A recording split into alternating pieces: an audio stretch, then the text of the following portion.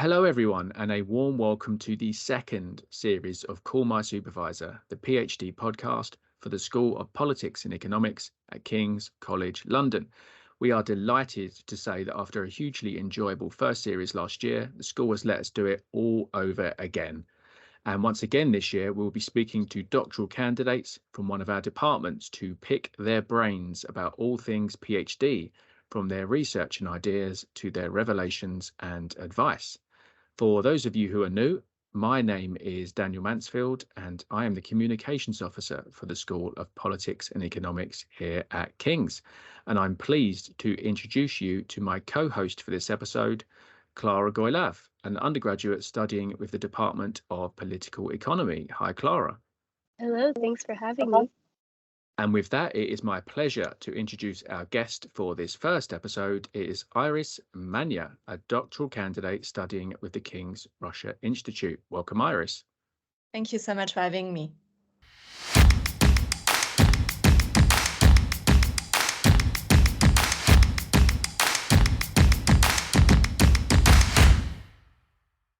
Good stuff. So we're going to make a start. And for the first question, I'm handing over to Clara. Iris, if you can just begin by introducing your research, including your title and a brief overview of what you're doing. Yes, so I'm doing a PhD first in Russian and Eurasian studies, and my research is focusing on vaccine diplomacy. So my title is Biodiplomatics, Authoritarianism and the New Global Order, Russia's and China's policies in Central Asia. So I'm particularly focusing on COVID-19 vaccine diplomacy from China and Russia in the Central Asian region.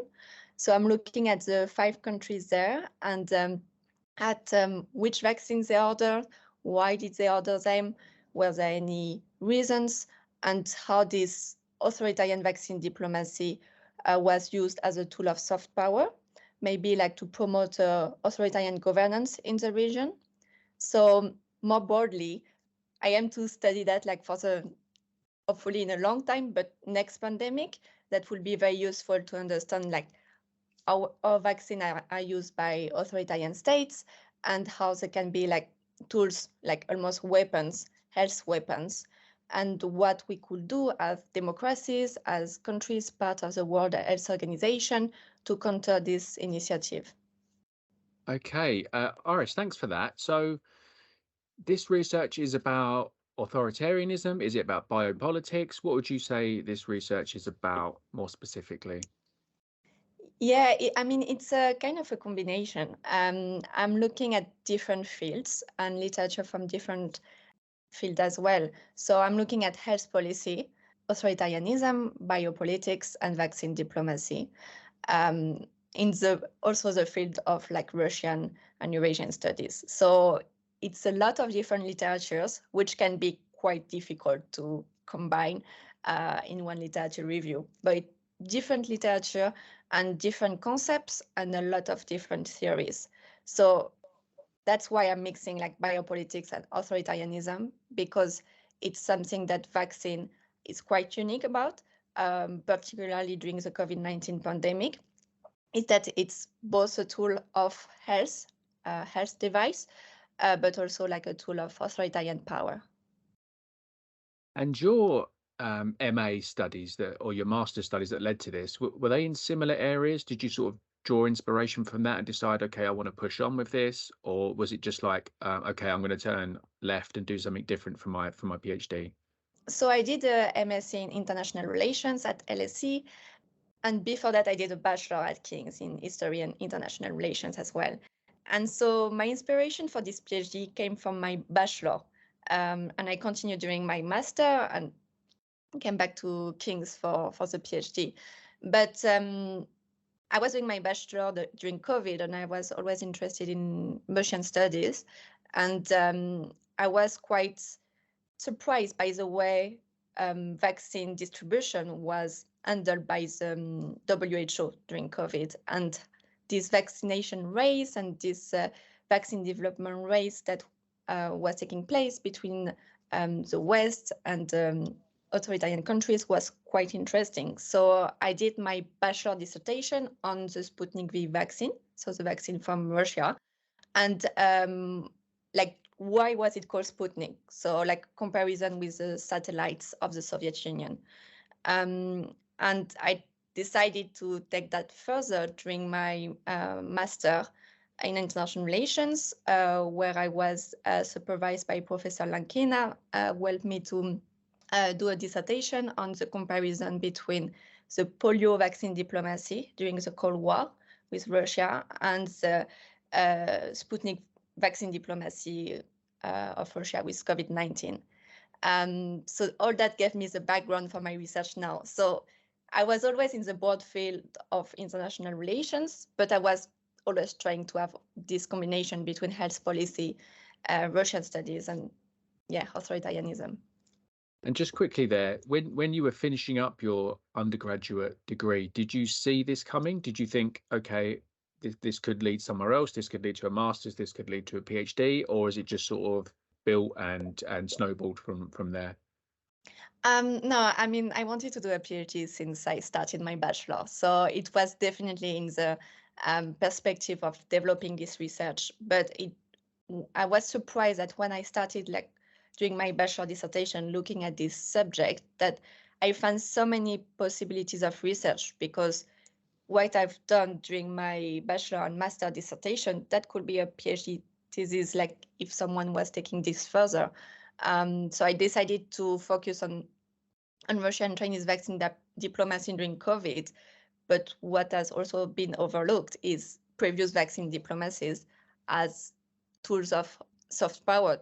And this could be from authoritarian perspective, the one I'm taking, but also from like democratic aspect, like the US or UK or France even have used vaccine as tools of soft power. Now, if we move on to the more technical kind of aspect of it, tell me more about the research methods that you've employed, whether that be interviews, what kind of data you're planning to look at, regardless of how far along you've gotten. So I just started my PhD, but what I would like to do is doing interviews with officials from the 5 countries in Central Asia. That could be quite difficult, but it's elite interviews are a good way to understand like the motivations behind like the other vaccines from either China or Russia. And it's also quite difficult in this topic because vaccine is such a sensible topic ethically, because anti-vax movement happen everywhere, but also it's like such a business product as well. That it's also quite difficult for me to find the data about vaccine exports.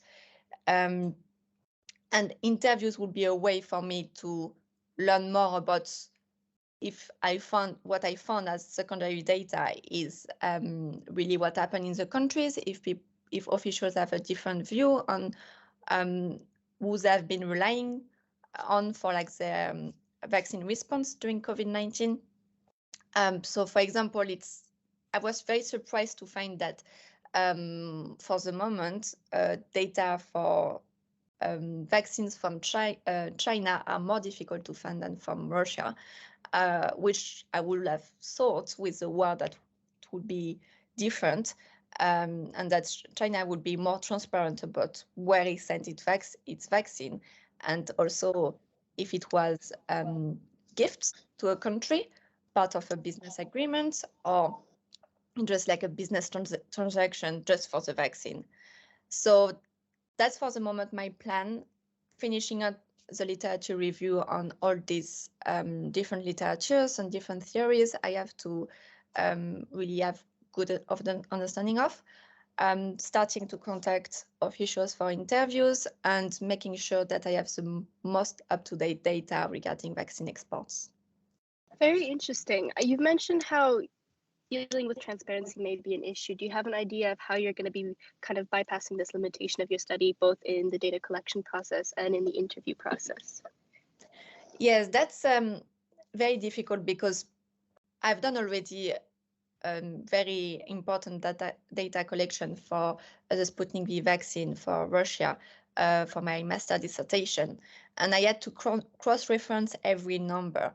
and Russia sent vaccine to 74 countries. So you can imagine the time it might take to cross-reference every number of vaccine exports, even more that some regions or some states decided to order vaccines without agreeing with the capital.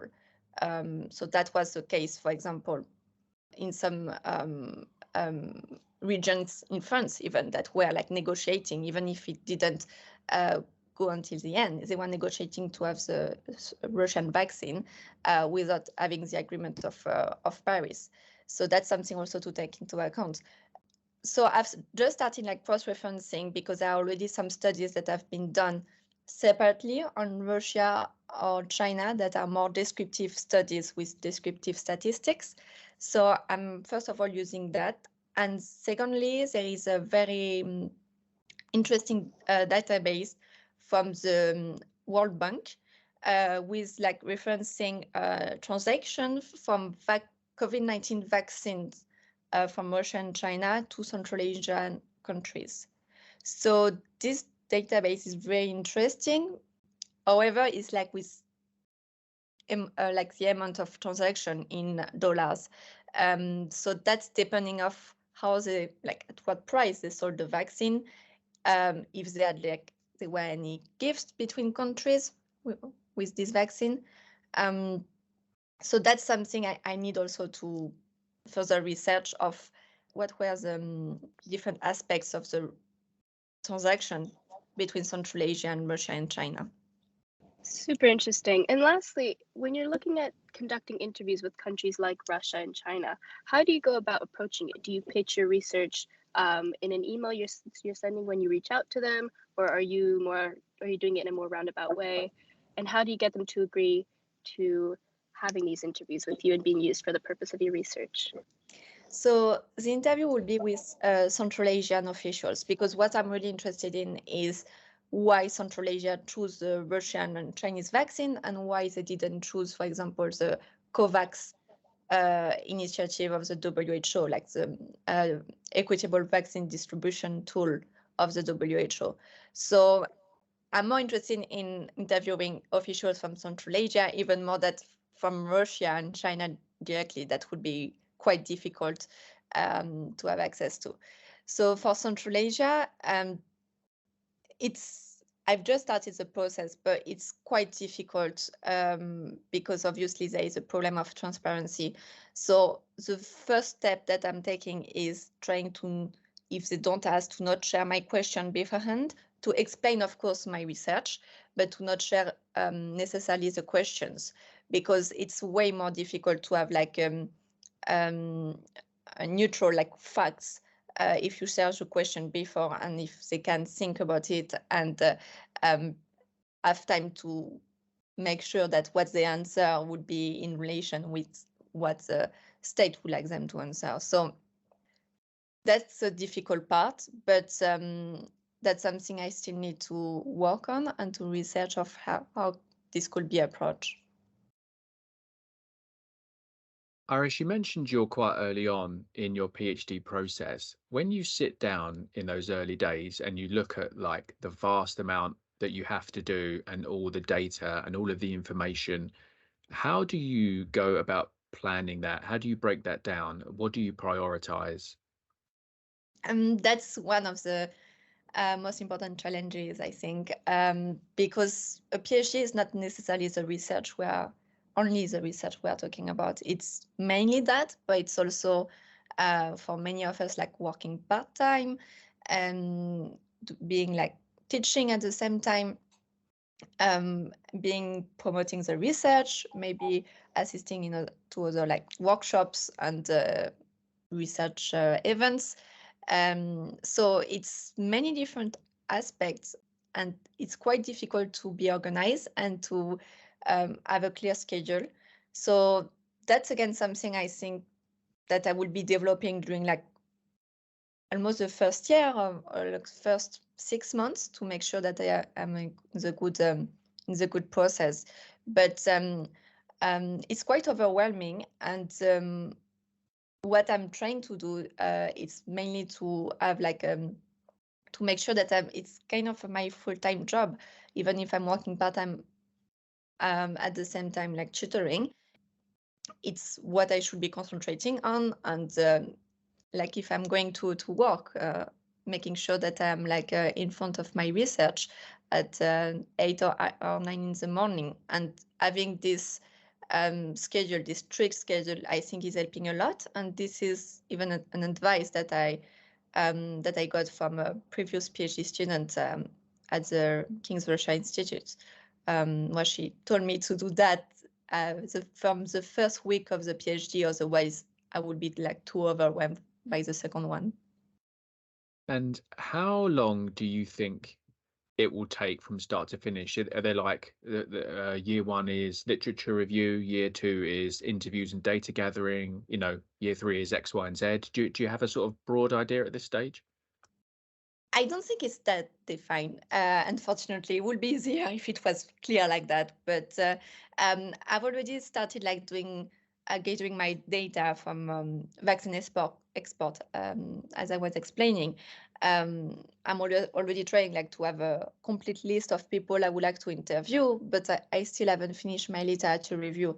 So it's when you are like reading for a literature review, you come across so many things that needs to be explored, that maybe like an article will give me an idea of like, oh, this person from the National Observatory of Emerging Diseases of Kazakhstan, I need to interview him. And I will try to put in place the process of having this interview in the coming 6 months.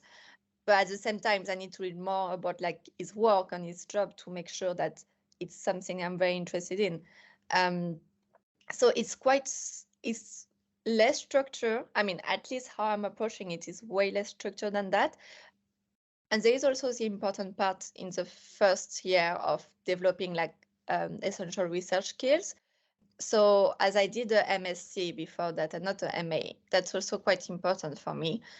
And that's taking a lot of time as well, because a lot of workshops of organized by King's, organized by LISDTP or other institutions are often now, like in the next 3 months. So it's a lot of them every week. And it's quite interesting to see like the range of tools available. So I would say that like the only part that is quite structured is skills development aspect that is now. And that from January will be more skills to work for the upgrade. So that's quite structured in this way. But for the rest, it's more like how it's what I'm discovering in day-to-day basis. Quickly there, it's a phrase I've heard several times, upgrade. What does that mean in the context of a PhD? So the upgrade is between 9 and 18 months, if I remember well. It's where you change from like an MPhil to a PhD. So it's like to make sure that all the development, like research skills and development has been done, that the research is on a good track, that just everything is going well during like the PhD. So it's quite a very, can be a stressful moment, according to my senior PhD fellows, who told me that you have to write like something like 20,000 words and have 1 to 2 hours viva, which is quite important for like to be at the end technically of the first year and a half. But I think it's quite great because it gives a deadline that is quite early on in the PhD process.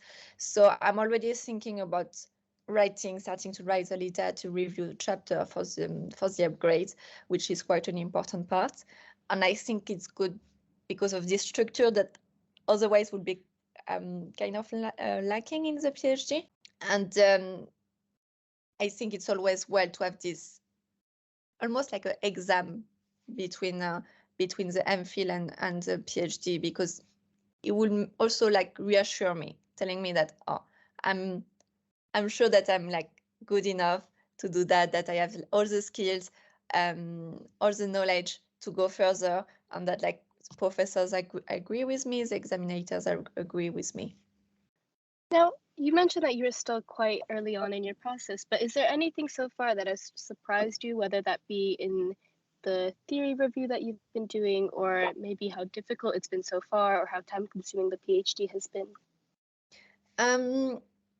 So I would say that two different aspects that surprised me. One is more linked to the my research, and I was quite surprised, and that started when doing my dissertation of master, of the similarities between Russian vaccine exports with COVID, with the Sputnik V vaccine, and of the Soviet export during polio.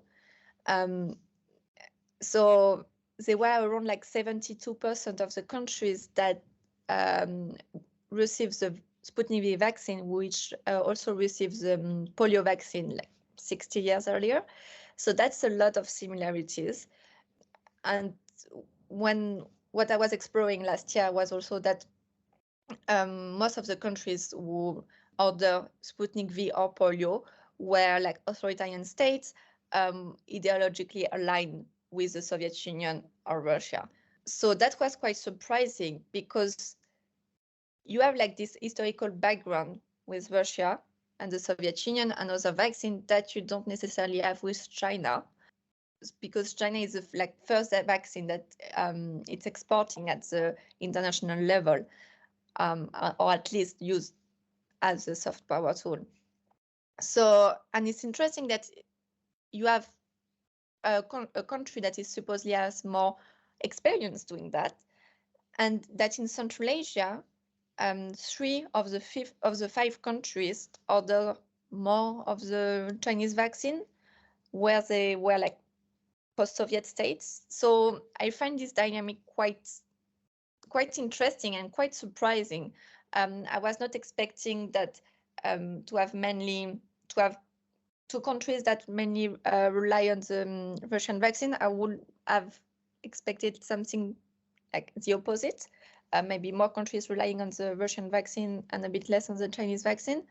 But it seems quite interesting for me, this aspect.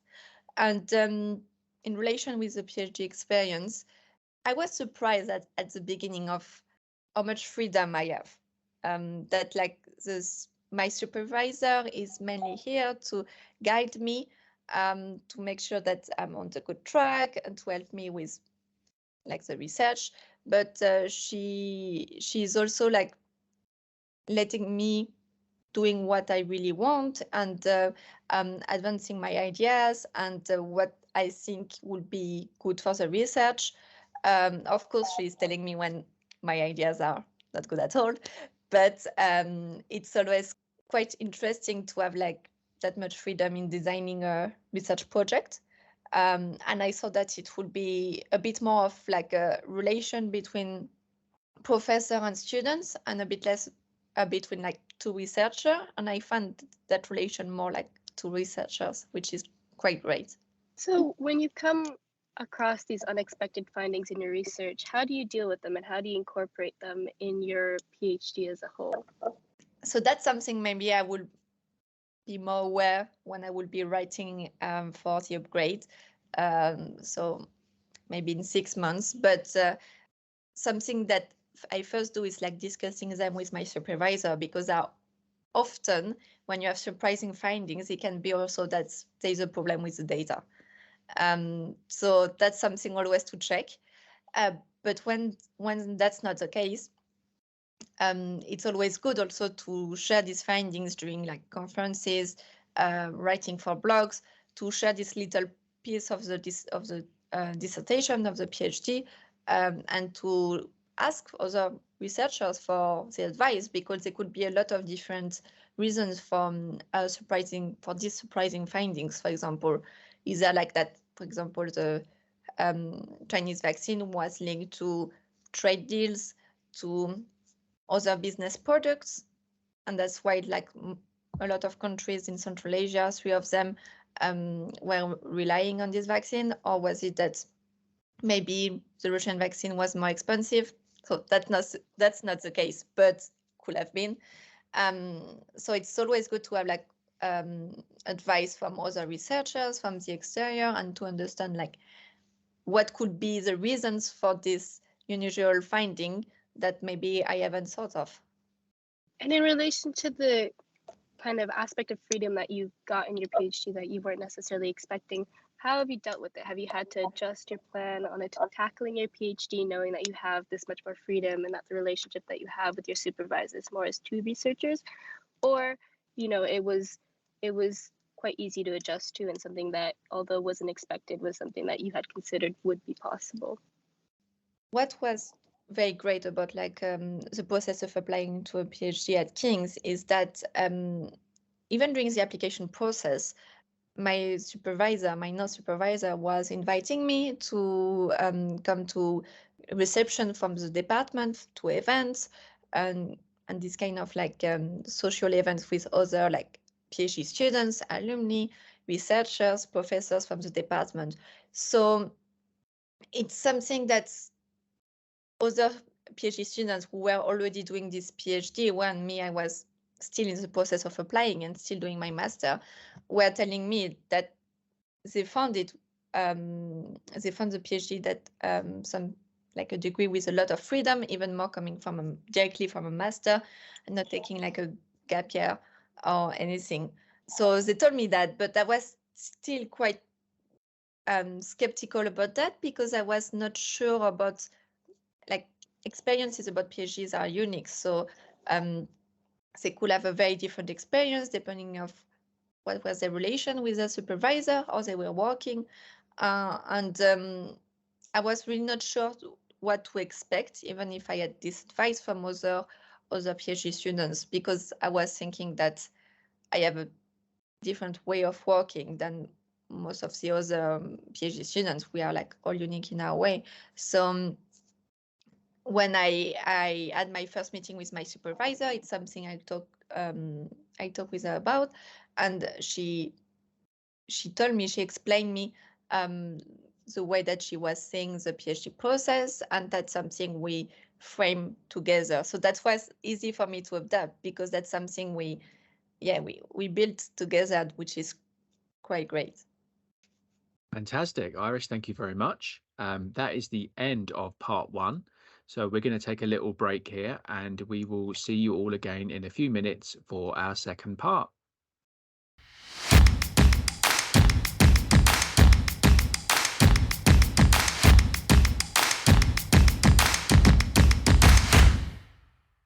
Iris, now we're going to launch into a short segment, which is generally questions that we've had from students from the DPE about your PhD and the PhD process in general. I've split them off into 2 main points about the PhD process in the broader context of applying for a PhD and conducting a PhD, as well as giving a more broader context for the current PhD that you're undertaking. So the first question would be, how much free time do you get over the holidays? That's a difficult question because I haven't got any holidays yet. I started a month ago, but we are entitled to 8 weeks of holidays a year. Almost a workaholic. I haven't taken a holiday off in 4 years at least, from bachelor to master and PhD. I took 2 weeks before starting my PhD. Was the first time since September 2019. So I don't think I'm a good example in that. That's definitely not what like people should do. But that's the thing about PhD. I think that I was already like doing the master and I've been doing the bachelor, is that there is always something to do, always a conference, always a workshop, amazing events to attend, and also financially to be able to work on part-time on the side. So yeah, the question of holidays is quite difficult, but I will say that they might be necessary to not be too overwhelmed. Do you find that you're able to switch off over the weekends, or do you find yourself working over the weekends consistently on your PhD? Again, like everyone is different. I'm not switching off during the weekends. I'm working like 7 days a week. But again, that's because I'm doing a lot of things at the same time, working like part-time, having like being a volunteer in a think tank, being a representative for the faculty. So that's a lot of different aspects. But I would say that it's definitely possible doing less and being able to switch off at least one day a week.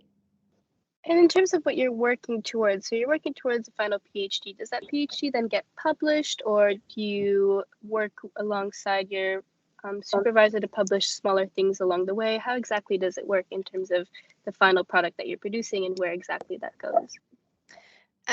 So yes, I believe that the PhD can be published. A lot of PhD students are publishing books of their dissertation thesis. I know that my supervisor encouraged me to publish already like some blog posts or like small articles because of all the data on vaccines that I found. And I created like maps that could illustrate like the different vaccine exports during polio, COVID from different countries, from all over the world and specifically in Central Asia. That's definitely something I'm considering. I am also I was also like visiting a research fellow at Columbia University this summer 2023, and I'm working towards like publishing 2 manuscripts about like the pandemic. One about vaccine, but the other one about like just leadership in sorry, not Central Asia, in Tunisia during the pandemic. And that's, I think, is also part of the PhD, of like being able to access other research opportunities that are not necessarily on my topic, but close to my topic, and being able to publish some article with other researchers. That's quite interesting, I think. And how exactly would one go about finding these kinds of opportunities? Are they generally kind of presented to you by your supervisor, or do you go out of your way to kind of seek out these opportunities? So for this particular one, it was when I was master students at LSE. So LSE advertised it on the career, or I think it was a department newsletter. There are a lot of things to find in the department newsletter, even at King's LSE. That's quite useful. But so often it's there is like a platform. I think it's like the Wikipedia of conferences and workshops and research opportunities. I don't remember exactly the name, but I found a lot of things there. And apart from that, it's just having the right people on LinkedIn and being able to have a community where people are like sharing the opportunities that are rising up. And I would say, like, for students who want to do something in another university, such as like a summer workshop or research opportunity, it's always interesting to have like a list of universities that are of interest, and just like checking regularly what they are offering. So you've mentioned you did your undergraduate at King's, and then you did your master's at LSE, and now you're back at King's doing your PhD. Have you seen a common thread throughout these 3 degrees that you've undertaken?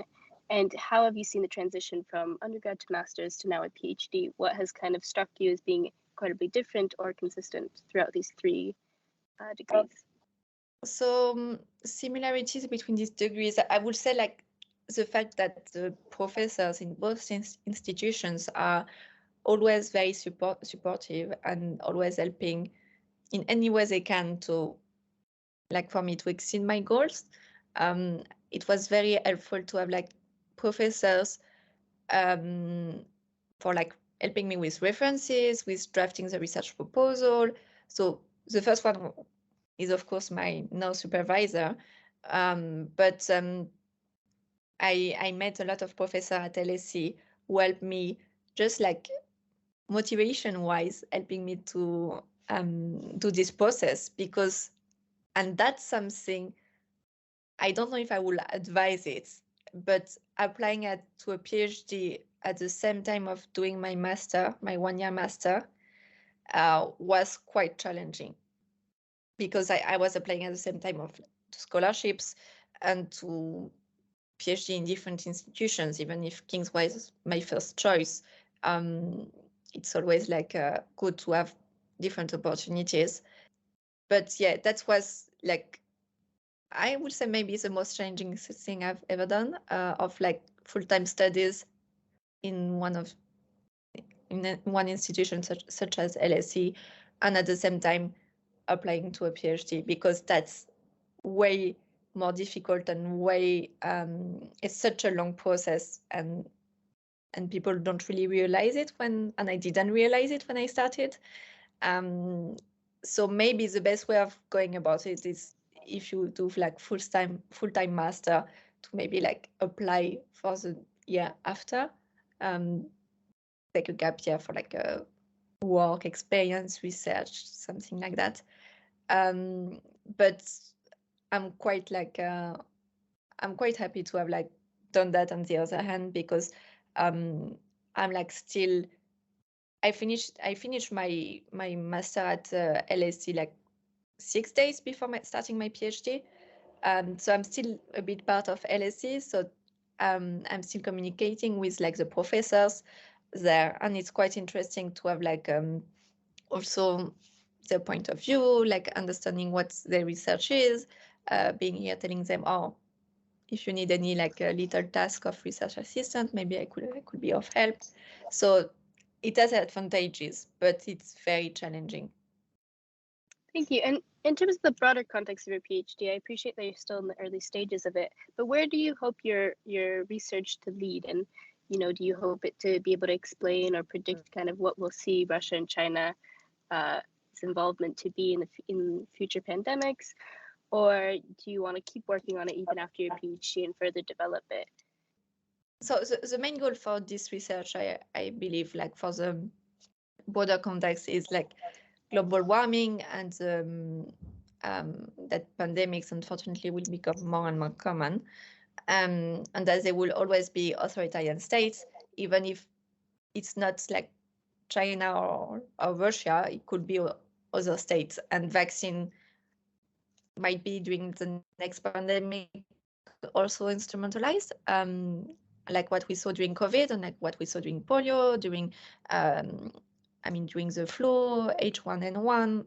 That happened a lot of times already, and I feel that it was overlooked for very long.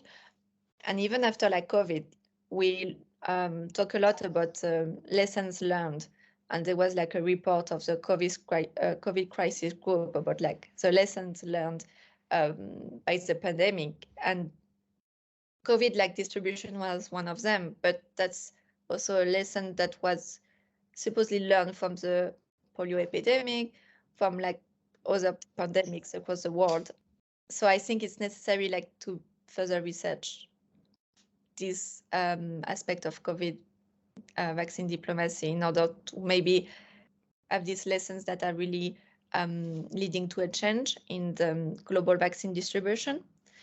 And about like what could be the next step, I'm not sure, to be honest.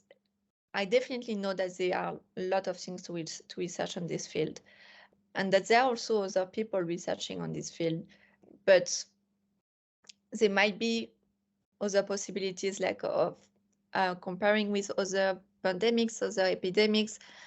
I know that there was like the 76 epidemic in the US that is quite interesting, with where there was like a rush for a vaccine, and that was described as unnecessary by a lot of people, and the epidemic didn't have the same influence than other before. So that could be also a way of like researching more about this topic, is like in the case where we are trying to develop a vaccine in a very, very quickly, and at the end that it's not nearly necessary because we maybe overestimated the influence of the pandemic or of the epidemic. So there are a lot of different possibilities with this research, and I'm not even sure about like what will be the conclusions in 4 years. I look forward to seeing what you come up with. And that ends our short segment, and we will now go to the second part of the podcast.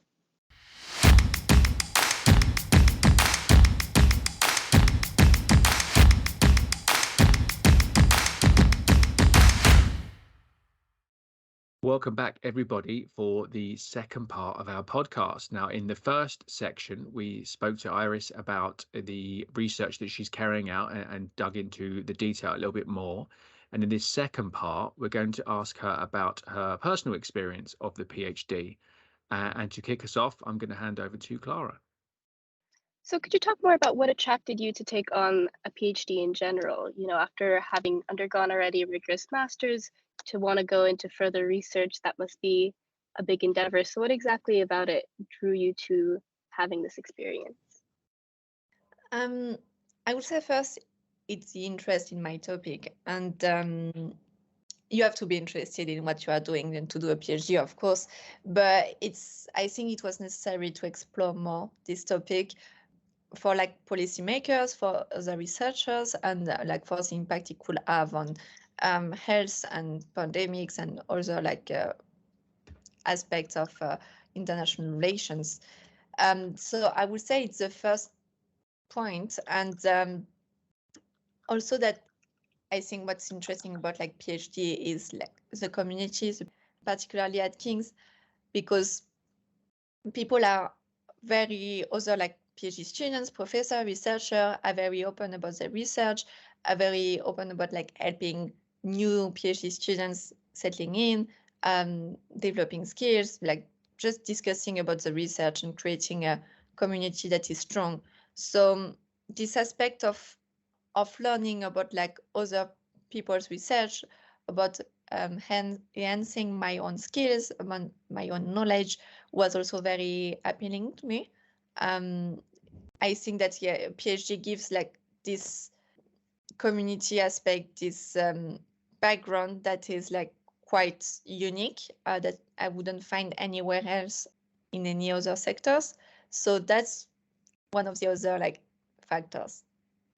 And would you say that you considered at any point to maybe take a year off, or retrospectively you did say that you might have considered taking a year off, but in the moment, say you were, undertaking your master's, you're at the LSE, and did you think that maybe a PhD right after would be too ambitious, or at no point did you think that, this wasn't something you wanted to undertake and something you wanted to continue right after? Yes, it's quite ambitious as a PhD after a master,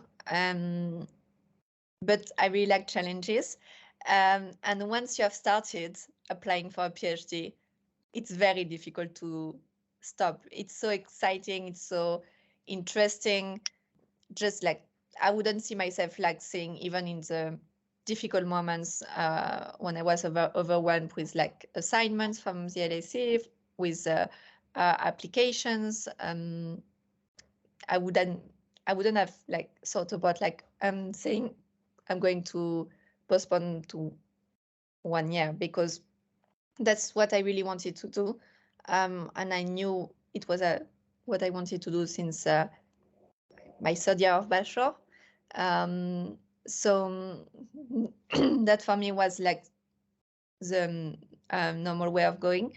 But if someone doesn't have this motivation and is like thinking about applying and hasn't like started, maybe it's a good thing of like taking a gap year, like working 1 year and applying at the same time, because it could be less overwhelming.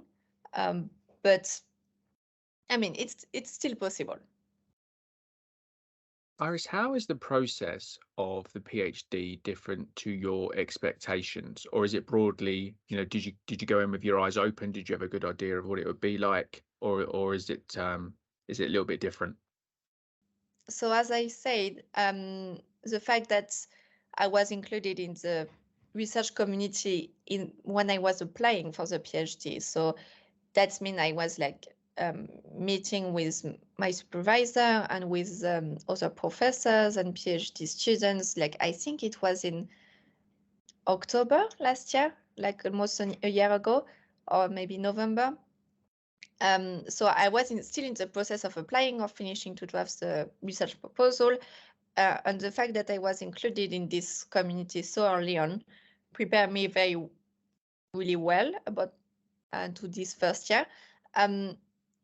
I was still surprised of the freedom, because I was expecting like everyone to be different and to maybe like as I did already like a master and a bachelor in the UK system, education system. I was maybe thinking that like this freedom is mainly for people coming from other education system, but definitely not. That's even like more freedom than like a master or something that is even a master in research, I would say. So that's quite surprising, but on the other hand, I was well prepared at the same time.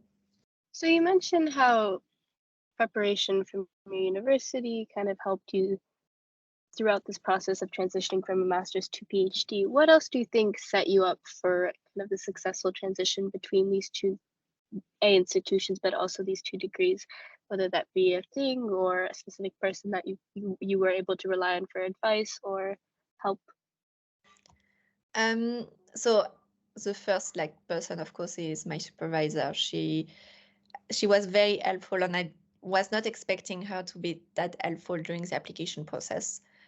Even more that, as I said, I applied to other institutions, and that was not necessarily the case in other institutions. I think that could just depend on the professor, and that Professor Sarah Futinova is very interested in my research, and that we had like a good first meeting when I was exposing my research proposal and my ideas. So I would say that, yeah, definitely my supervisor, and to not hesitate for like someone who is going to apply for a PhD, to not hesitate to ask questions to the potential supervisor in the application process for help regarding like anything.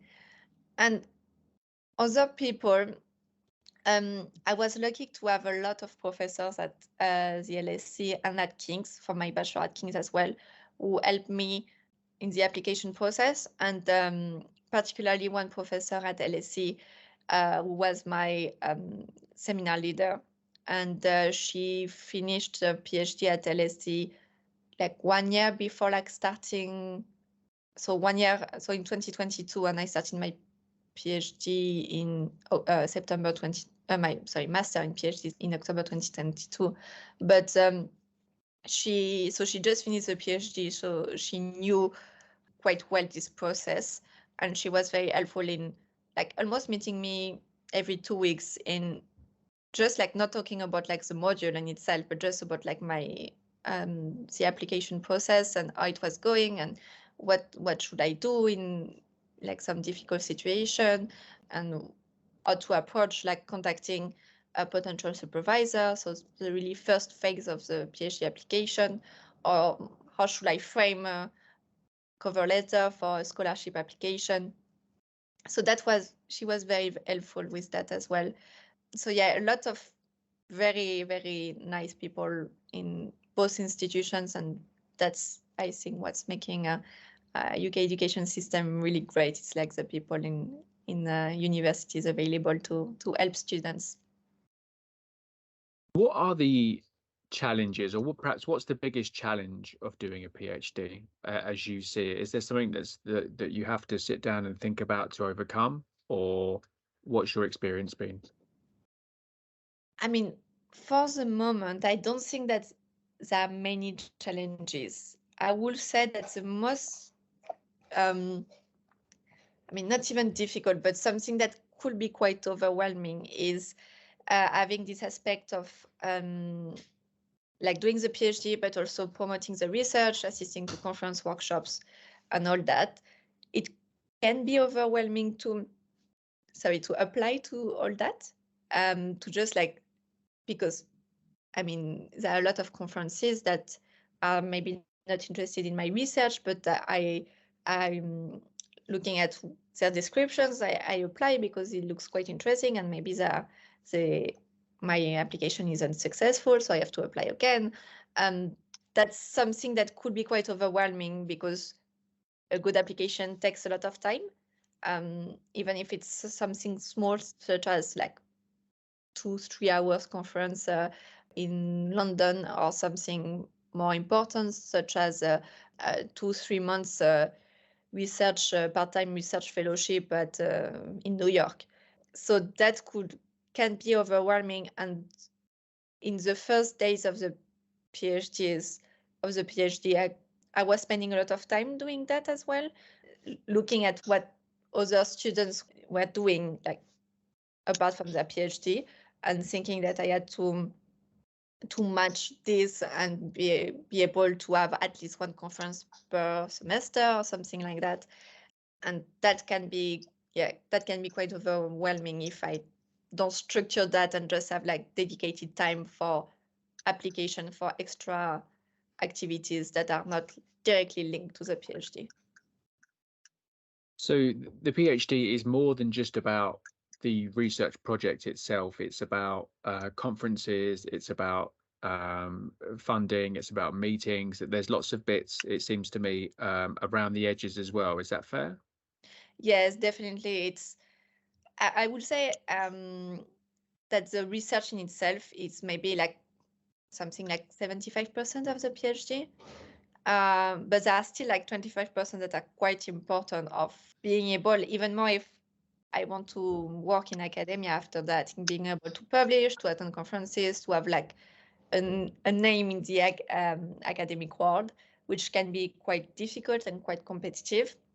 And as I say, like there are a lot of us that have to, by choice or by like necessity, to work part-time at the same time of the PhD, of a full-time PhD. So that's also something that is taking a lot of time and that has to be really well scheduled. But it's definitely also bringing something else, I would say, to work part-time, either like as a GTA, or is there like something else? I'm currently tutoring, but also like working for like a think tank. So I think it's quite interesting also to be also a bit like out of this of the academic world, of the research world sometimes, because it enables me to take a bit of new perspectives, even more when I'm like not sure about what to do next in the research. I can just like take a break, do something else, like working on with my students, tutoring, and just like it's going way easier 1 or 2 hours after.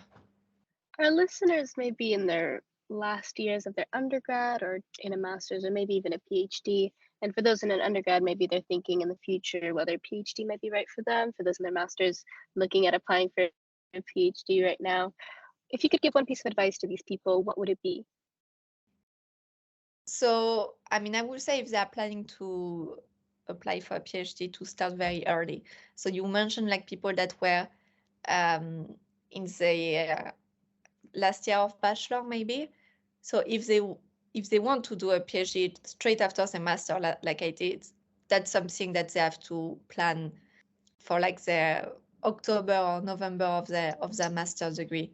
So 1 year before like the start of the PhD at least.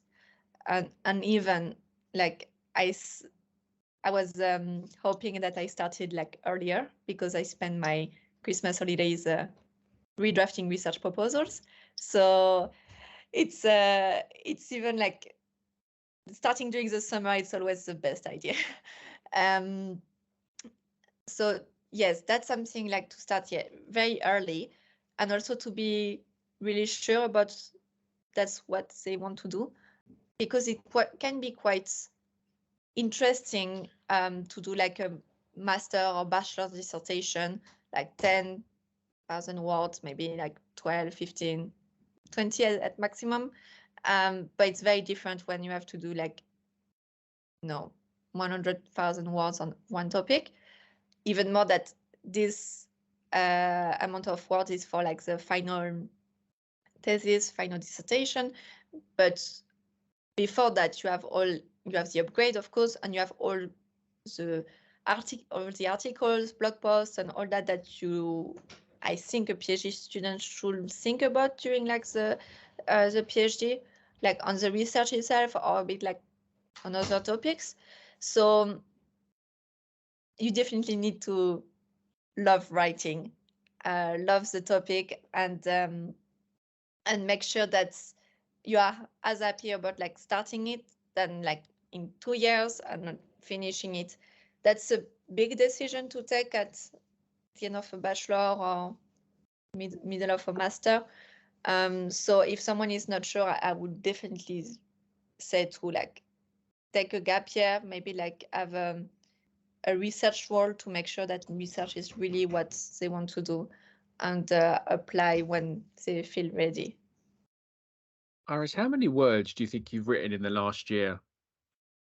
In the last year, I think I counted some.